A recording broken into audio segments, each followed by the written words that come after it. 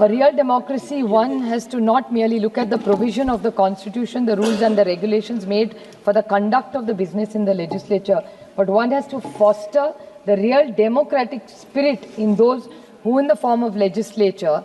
In this fundamental bond in mind, it will be clear that the question would be decided by majorities in parliamentary government will not be possible if it is reduced to a mere counting of head or hands. If we merely go only by majority, we shall be fostering the seeds of fascism, violence and revolt. This is what Mr. Malvankar has said in this parliament.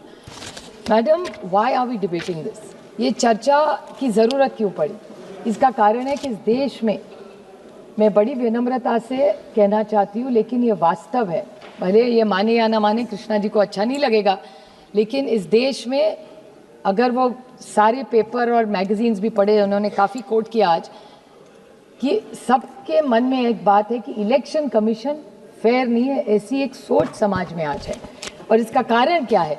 इसके छोटे मैं विक्षेप में कराना चाहती कि ECI has allowed its political neutrality to become under serious question. This is my first point. Second, model code of conduct is enforced unevenly and inconsistently. The commission has failed to curb hate speeches. I will explain each point in very short later. The appointed process has been totally and politically titled. The election commission has not kept pace with digital manipulation, deepfakes and targeted propaganda. मैं भी उसकी victim हूँ, मैं बताऊंगी उसके बारे में. Political parties routinely bypass expenditure limits and ECI looks away, unfortunately. Electoral roll errors continue disproportionately affecting urban poor, migrants and marginalized groups. VVPAT verification remains too small and opaque. Transfer of orders of officers during elections appear politically motivated, and above all, the Election Commission has not defended its own institution dignity with firmness even once, which is so unfortunate. And will the Commission protect democracy in this country, or will democracy has to protect itself, is the question I want to ask the Election Commission.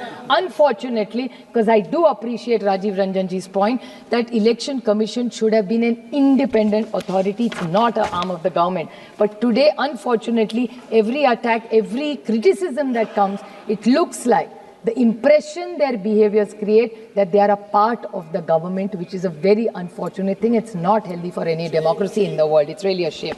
I'll give you a small example. Madam, इस सब के उदाहरण मैं एक ही election में बताऊंगी आपको. Election fair होना चाहिए, सब की बात है. What is B.R. Ambedkar ji said?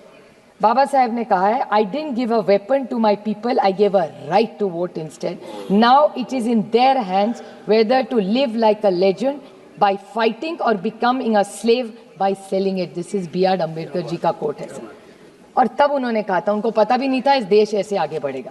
हमारे यहाँ मैडम पंचायत की इलेक्शन हुई है, यहाँ मस्के जी भी बैठे हैं, आप वेरीफाई कर सकते हैं. जो जो मैं आरोप नहीं कर रही हूँ, मैं वास्तव कह रही हूँ, पूरी चीज़ मैं ऑथेंटिकेट कर सकती हूँ. मैंने लाया है सब कागज मेरे साथ. क्या हुआ?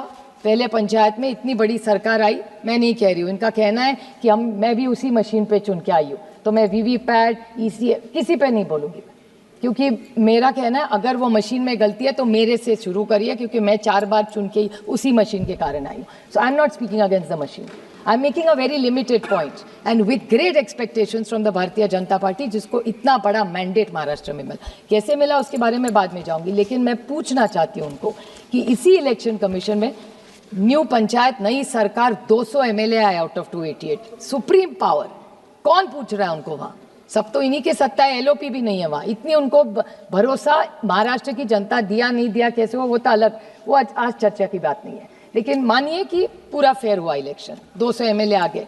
उसके बाद जो पंचायत का इलेक्शन हुआ, पहली बार महाराष्ट्र के इतिहास में ऐसे हुआ है कि पहले फॉर्म में गड़बड़, उसके बाद विड्रॉल में गड़बड़, उसके बाद आरक्षण में गड़बड़, उसके बाद कैश मैंने नहीं पकड़ा. यहाँ जो बैठी हुई है, उनके जो मित्र पक्ष है, उनके ही एक MLA ने, उनके ही MLA, बीजेपी के एक MLA के साथ वो उन्होंने आरोप किया, और शिवसेना जो मस्के जी उसके पार्ट है, उनके एक MLA ने घर में गए, किसके? भारतीय जनता पार्टी के. भारतीय जनता पार्टी के एक नेता के घर में गए और उन्होंने हार्ड कैश पकड़ाया, जो हर चैनल ने दिखाया। मैं आरोप नहीं कर रही हूँ, ऑथेंटिकेट पूरा कर सकती हूँ। हार्ड कैश, और ये एक एग्जाम्पल नहीं, ऐसे 10 मैं आपको बता सकती हूँ। तो पैसा भी बांटा गया। उसके बाद जिस तरह से भाषण करे, हमारी तो इलेक्शन कमीशन महाराष्ट्र में तो है ही नहीं मैडम, है होगी तो हमें तो पता नहीं कहा है। हम जाते मिलते नील बाय माउथ होते हैं ना, जिप, उन्होंने मौन व्रत रखा है, एक चीज नहीं बोलते। उसके बाद वायलेंस, महाराष्ट्र के इतिहास में आज तक कभी भी वायलेंस नहीं हुआ है, लेकिन बंदूकें भी दिखाई गई। किसने किसको बंदूक दिखाई मुझे नहीं पता, वो तो होम मिनिस्टर हमारे महाराष्ट्र के माननीय मुख्यमंत्री बता सकते हैं। लेकिन गाड़ियां तोड़ी गई, पत्थर फेंके गए, बंदूक निकाली गई। ये कौन सा राज्य है? ये है ट्रांसपेरेंट इलेक्शन।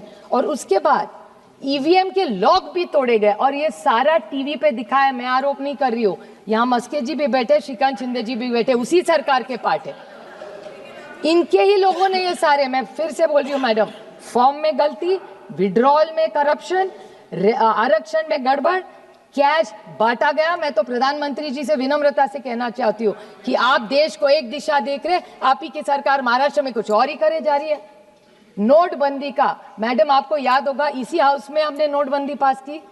प्रधानमंत्री की क्या इच्छा थी कि इस देश से काला धन निकाल देंगे, पूरा जो भी होगा कैशलेस इंडिया हो जाएगा। अभी तक सरकार, मुझे अभी तक तो पता नहीं, मेरे दोस्त है शिव कुमार उदासी अभी हाउस में नहीं है, लेकिन उन्होंने सवाल किया था, तब मुझे चैलेंज किया था कि नोटबंदी में पैसा कितना गिनते। आज तक किसी को देश में पता नहीं कितना कैश आया इस देश में।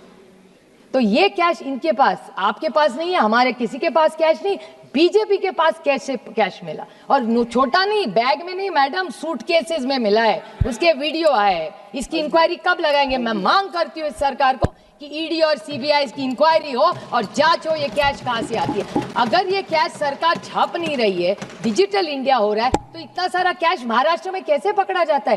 कि ये खोटी झूठ वाली नोट है कि कौन सी नोट है कि नेपाल से है, ये पता नहीं है। इसकी तो इंक्वायरी होनी चाहिए। This is a issue of not national, international. This is a big racket going on.